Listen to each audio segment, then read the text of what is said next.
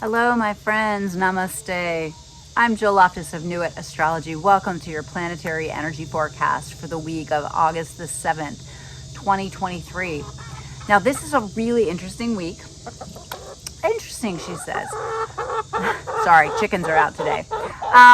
So, there's a lot that can be done with this week. This is really a week where there's enough blessing and enough challenge energy to really see where along the path we're being guided, right? So let's set the scene for the week.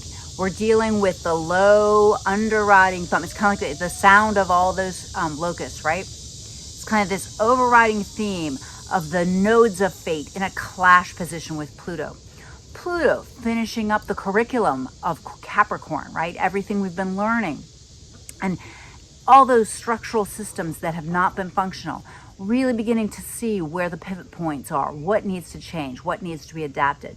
At the same time, Pluto is picking up this like really nice little lovely energy from Neptune.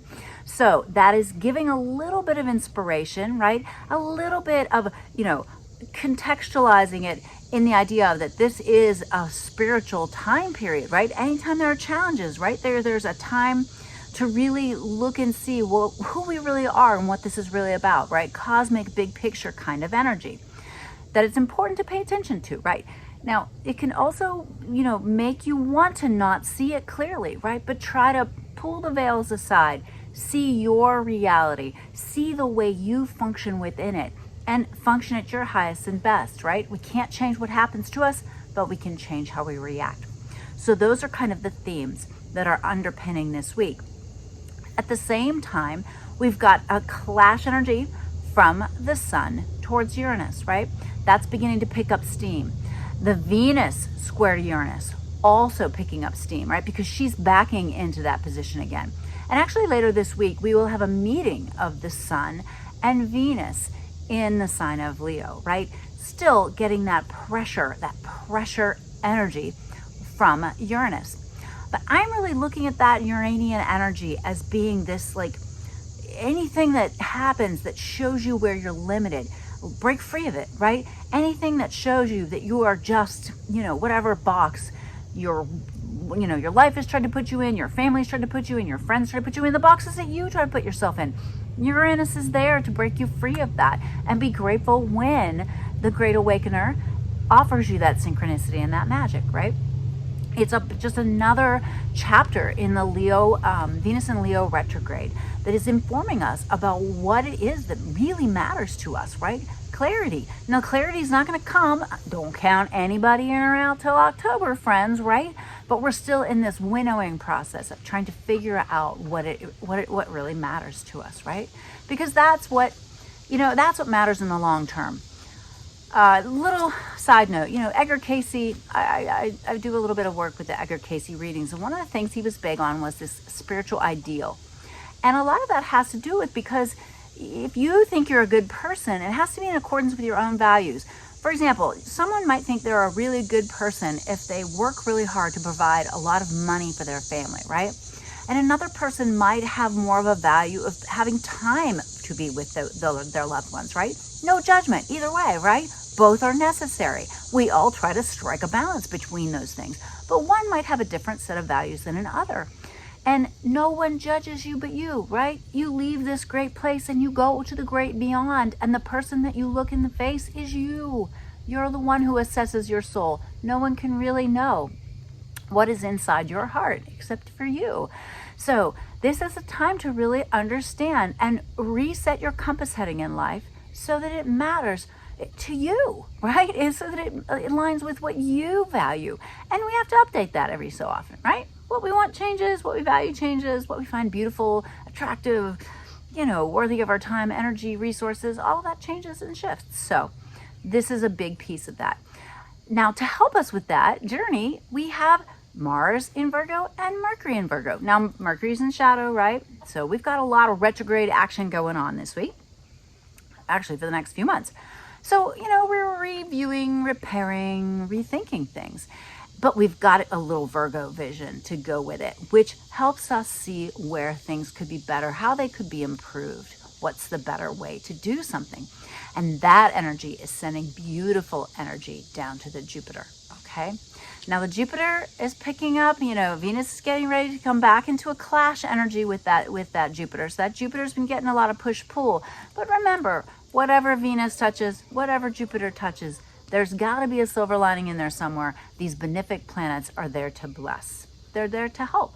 And sometimes they take us too big or too far, and that is the only cautionary flag on those energies, right? So those are some of the major players for this week. So, before we go into each day, just really think, wow, am I being discerning? Am I being wise? Am I rethinking what needs to be rethought? Am I just assuming that I will want X, Y, and Z because I've always wanted X, Y, and Z, right? It's okay to change, evolve, and grow. And in fact, I would say it's required, right? So these are some of the challenges and blessings that we'll be encountering this week in the astrology. So yeah, that Venus retrograde moving backwards into the square with Uranus. This is Monday, Tuesday, Wednesday. And I would say just consider it live all week because it's going to stay within that magic, 3-degree engagement range all week. And the sun is also going to be there to energize it. And I think the sun is really going to lend some aid there to Venus. It's, in the Leo, the sign it loves to be in, right? It's Leo's the star that has the sun as its ruler. And then Venus there as a lovely aid.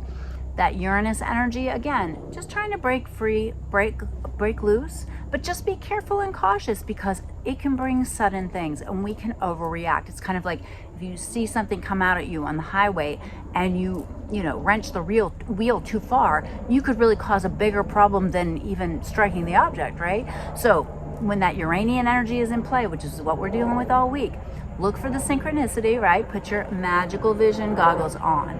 But also be adaptable, hold your schedule a little more loosely so that you can kind of flow with where the energy is taking you, but also watch out for sudden shocking events. Not everyone does well with this volatility, right? Not everybody does well under pressure.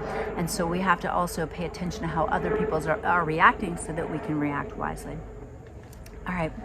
On the 7th, the moon is also going to pick up a square to Pluto. And so we might be really in our feels because the moon is in Aries.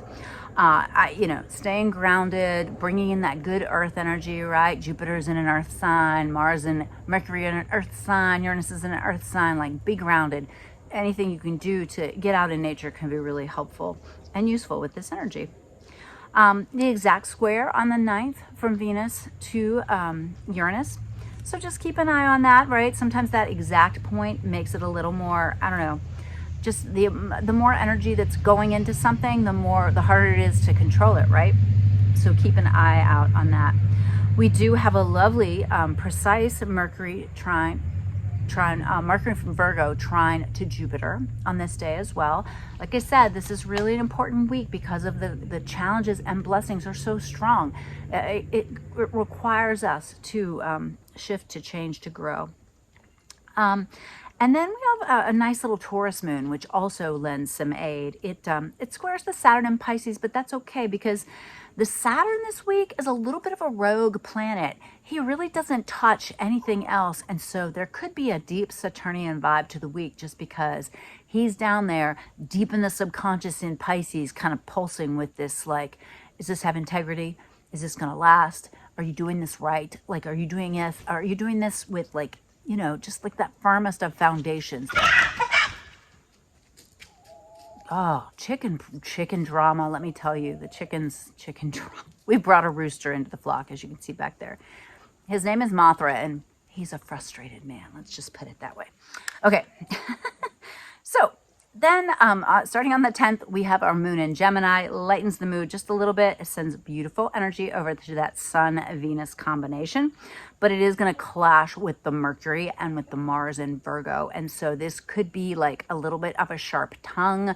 This could be emotionally a little tender. And of course, anytime anything's in Gemini, you got to watch out for gossip, right? All right. On the 11th, that Gemini moon is going to sextile over to the Venus in Leo. Lovely. But it will square the Neptune. So be a little cautious that you're not like, it's just a lot of mutable energy, a lot of like kind of, I don't know how I feel. I don't know what I think. I want all the things kind of energy. There is a long moon void on the 11th, 1:27 p.m. to 6:52 p.m. Eastern. So keep that in mind and adapt for your time zone. And then, Venus and the sun now are just walking together. And there's a term in astrology called kazemi, when the sun swallows a planet. But there is also a term called combust. And that is when it's at the periphery, right? It's kind of like the energy of the planet comes into the contact with the sun, and the sun is so strong, it's like, that energy doesn't have any ability to really come forth. But then once it gets embraced by the sun, they join together and they become empowered. And that is like the next couple of days, the 11th, 12th, 13th. That is what we're really dealing with, the Venus sun coming together in that strong way. So really, really having some strong desire, like that desire nature. Do watch on the 12th. We've got a moon in Cancer trine to Saturn, which is very intuitive, but the sun Uranus begins to strengthen, so watch that. And then that precise meeting, that embrace of Venus and the sun is on the 13th, which is lovely. There's also a Cancer moon that day, which sends out just wonderful vibes to a lot of the planets. So deeply intuitive wrap up to the week. Even though there's volatility, right? There's still this deep inner knowing that everything's going to be all right. All right. Well, I appreciate your patience with me, with chickens. Oh, goodness. I hope you have a marvelous week. Stay tuned for the tarot, and I'll see you next week. Bye. Hello, my friends, and welcome to your Isis Lotus Tarot spread for the week of August the 7th, 2023. So let's see, we've got these two potential outcomes, ways of working with the energy this week.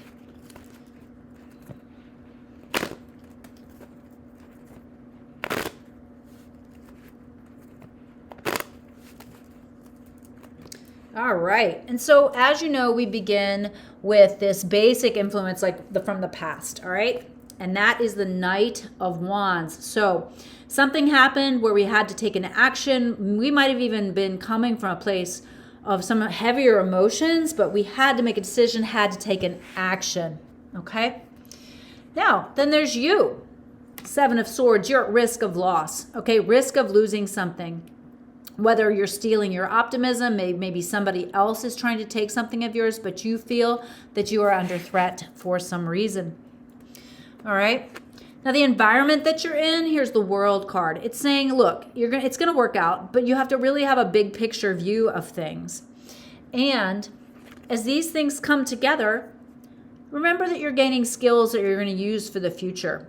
If not skills, then at least discernments, right? Understandings of the way things are. Key card of the future, Nine of Cups, vibe abundance. Think positive, gratitude. Now, we've got the Devil coming up as one of the potentials here. So there could be some darker energies afoot. Or we've got the Two of Cups, something perfect. So in this state of abundance and understanding, like all these things that have happened, something could be really dark emotionally or really perfect for us. All right, that near future detail, the Tupac Shakur card is something you got to walk away from, something you've got to let go of. Oh, interesting. Two cards popped up here.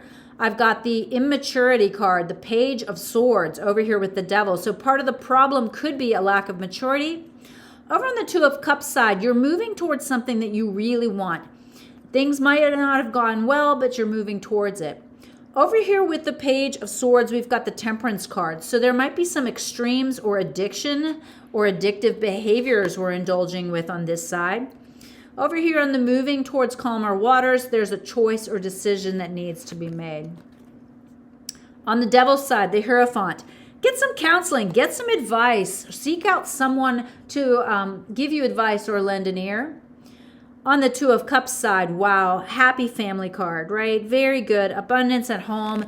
Make sure your home is a safe haven. Over here with the Hierophant, Page of Wands, you're going to have to initiate some new protocol, some new way of doing things, right? It's not enough to walk away from something, then you have to start something new. And then with that Ten of Cups card, Judgment. A decision needs to be made. Very distinct, two very distinct ways of dealing with this energy. Okay, we really have this feeling of, okay, I have the resources. You've got to look for this thing that's perfect for you and stay away from perhaps an old negative karmic pattern that you've been indulging in. You've got to just walk away, okay? You've got to walk away whether you're walking towards something or away from something. So maturity needs to be engaged. Do not be immature. Do not be immoderate or intemperate. Seek out advice if you need to help and start again. Or on this Two of Cups side, move towards the things that are better. Make the decision. Go the route that makes you feel stable and safe. Make those decisions. Don't just stand there wondering which way to go. All right, this is the way to take advantage of the energy. I hope you have a wonderful week, and I'll see you next week.